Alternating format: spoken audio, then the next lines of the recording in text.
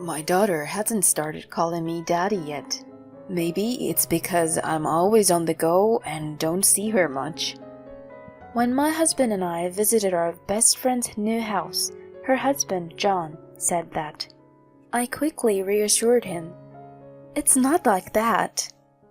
I tried chatting with her daughter, but she only stared at me, not uttering a word. I recalled Jean saying she was a quiet one, and it seemed accurate.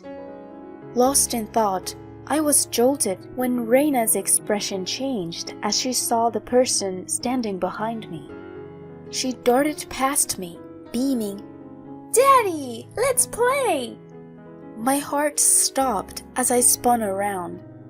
Reina was hugging not John, but my husband.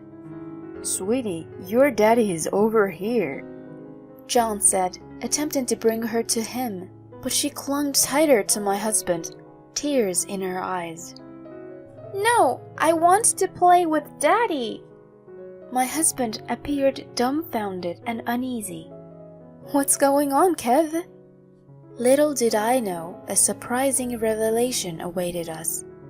My name is Helen, and I'm a 33-year-old working at a city hall. I first met my now husband, Kevin, in college. My good friend Jean invited me to a co-ed barbecue, and that's where Kevin and I crossed paths. He was tight with Jean's boyfriend, John, as they'd gone to high school together. "Helen, Kevin's a catch. How about swapping numbers?" suggested Jean's boyfriend. I had a good vibe from Kevin, so we exchanged info. Things progressed from there, and soon we were dating.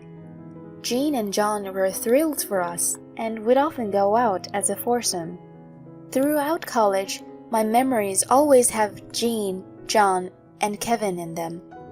Post-grad, I started working at City Hall. Kevin took on a role at his father's law firm, preparing to inherit the business. Jean ventured into fashion, while top student John landed a gig at a trading firm. Our bond remained strong, even after launching our career, often catching up over dinner. Jean and John tied the knot when we were 26, and Kevin and I spoke fondly of them at their reception. A year on, Kevin popped the question, and I was over the moon. We became man and wife. I recall that at the time Jean was expecting, and John couldn't have been happier. Fast forward 5 years, they had a girl, Reina. John's work took them abroad, but Jean and I stayed in touch. His job kept him busy, often overseas. Jean adjusted, focusing on being a full-time mom. As for Kevin and me, half a decade into matrimony, we cherished our quiet existence, though it lacked the spark of our earlier years. One concern loomed. We hadn't been able to conceive. Already 33, I was yearning for a child and growing anxious. One evening, I broached the subject with Kevin. It didn't happen for us again this month. Distracted by a show, he responded, "Oh, really? Should we consider a fertility clinic? You want a family too, right?" "Why rush? Let's just see what happens." "We've been waiting 5 years. I'm concerned." He turned off the TV. "Not this again. I'm not up for a clinic visit." Disheartened, I barely whispered, "But why?" Without answering, he said, "I'm heading to bed," leaving me in the living room, tears welling up. The next week, I sought Jean's advice. Sharing my worries, I told her, "Kevin's not on board with treatments." Over the phone, she responded gently, "That's rough. Have you been tested?" "I have. They said I'm fine." "Sometimes it's just about the right match. Stay strong."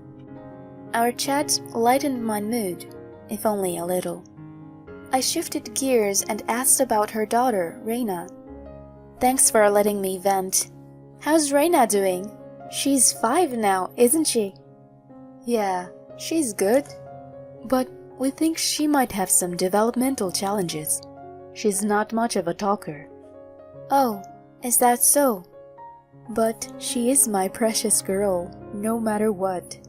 I bet she is. Has it been 2 years since we last saw each other? I miss you, Jean. To that, she responded with enthusiasm. Guess what? We are having a house built right now. Once it's ready, how about we all meet up? Seriously? That's awesome! Count us in for a housewarming party. Sounds great. Can't wait to see you too. I ended the call after a chat. Catching up with an old friend really boosted my mood. Later that evening, I shared the update with Kevin. I chatted with Jean today. Oh, how's she holding up? She's good, and so is Reina. John's off on yet another extended business trip. He's always buried in work. Kevin's mood seemed to lift just hearing their names. And here's a surprise. They're having a house built. No kidding. With John's taste, it's probably huge. It might be. We talked about catching up at their housewarming once everything is settled.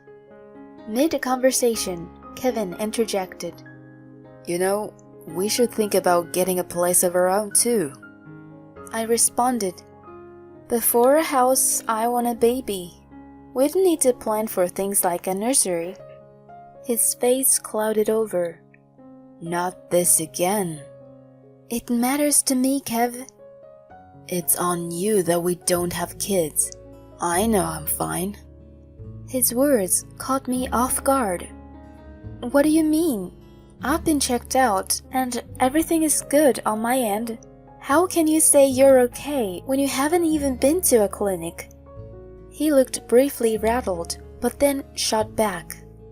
Whatever the case, our fertility issues, they're on you. If you want kids, maybe step up your game before gripping about it. He quickly finished his beer and made a beeline for the bathroom. His words stunned me into silence, and I sat processing for a bit. Fast forward a month, and Jean told us their house was ready. With a gift in tow, Kevin and I drove about an hour to their impressive new digs.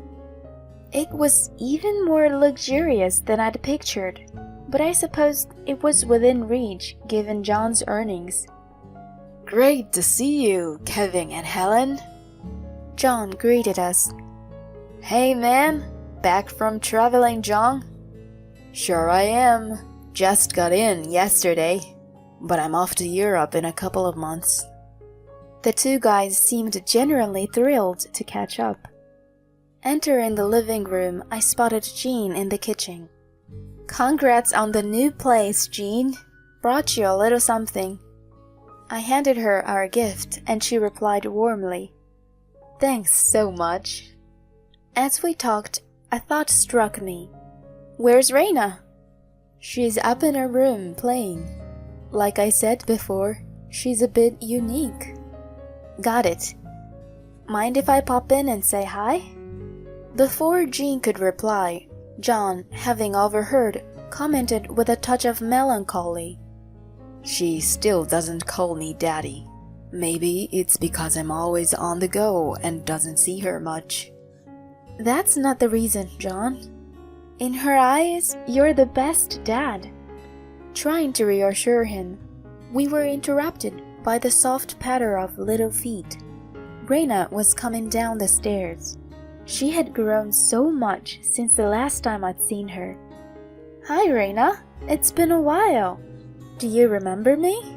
I'm Helen, a friend of your mom and dad, I said brightly, but she just stared silently.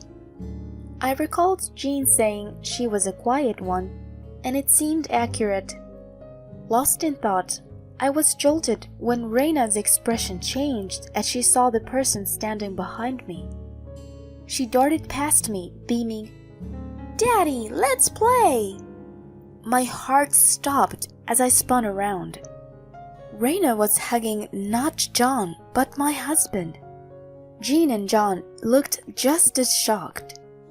"Sweetie, your daddy's over here," John said, attempting to bring her to him, but she clung tighter to my husband, tears in her eyes. "No, I want to play with Daddy." My husband appeared dumbfounded and uneasy. "What's going on, Kev?" He responded, trying to brush it off. "Kids get mixed up, you know. She's just a little one." Jean added, laughing it off. "Yeah, kids can be so random. Oh, Reina, they always keep you guessing." All I could do was force a laugh. Later, Reina retreated to watch some TV, and amidst the tension, we ate and soon left. On our way home, I mentioned, "Reina seemed pretty fond of you today, even though she's typically so shy." He looked uncomfortable, then said, "Kids are unpredictable.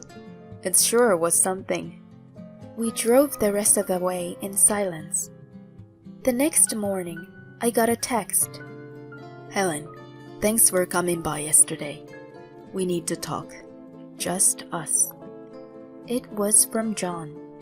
I quickly texted back, "I've been thinking the same thing. See you this evening." We met at a local cafe that night. John was already waiting when I arrived.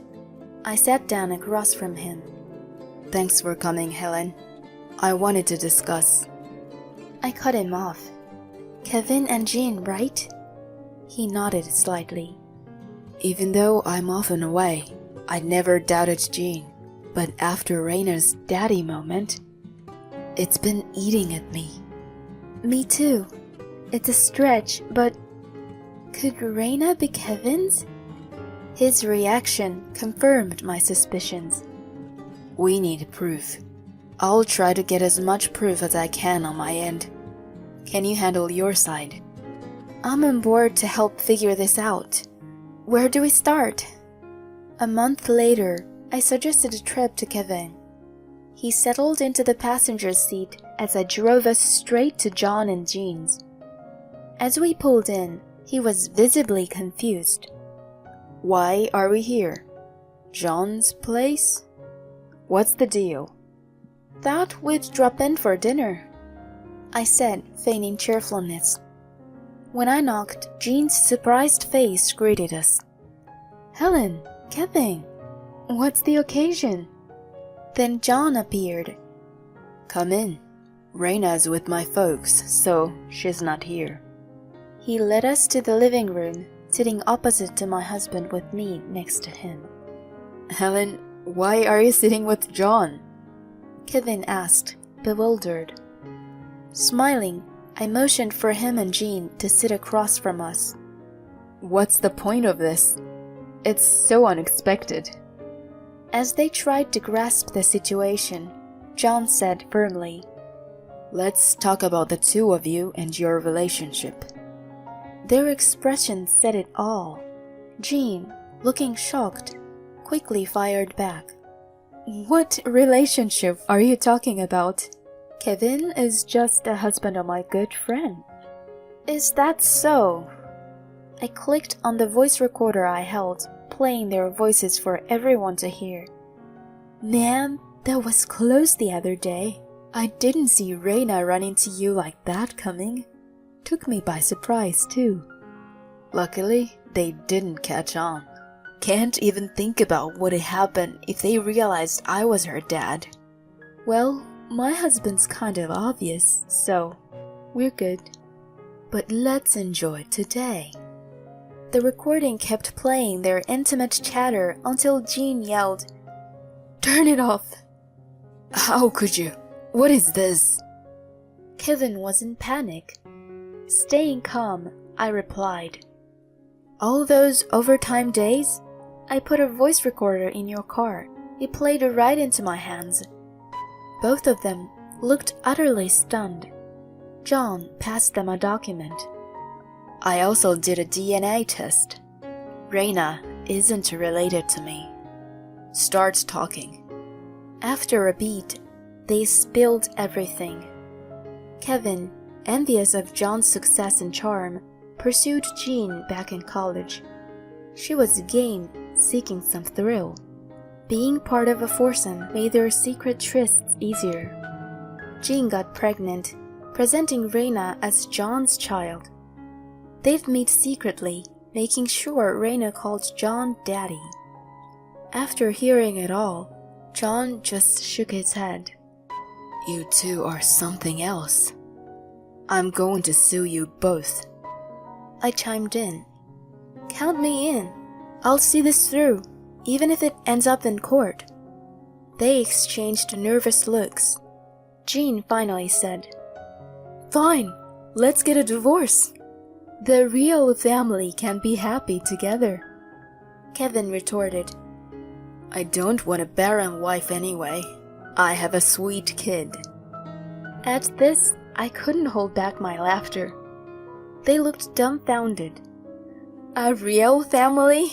A sweet kid? You can't be serious. What's so funny? I shook back. Kevin, you're the infertile one. I secretly had a sample from you checked at a clinic. Turns out you can't naturally father a child. What? I smirked. So, who's Raina's real dad? Kevin turned a deep shade of red, while Jean turned ashen. They bickered back and forth until John threw them out.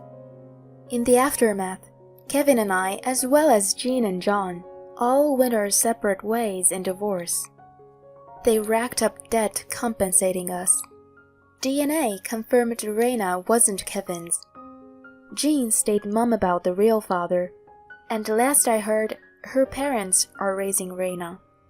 The identity of Raina's dad remains a mystery. Both Jean and Kevin, now on their own, are hustling to pay off their debts. While they're clearly having a rough go, I can't muster any pity. As for me, life's been good, just me and my peace. John and I, having faced the storm together, occasionally grab a drink as pals. While I can't see us dating, I hope our friendship lasts. My focus now? My work and finding someone genuine.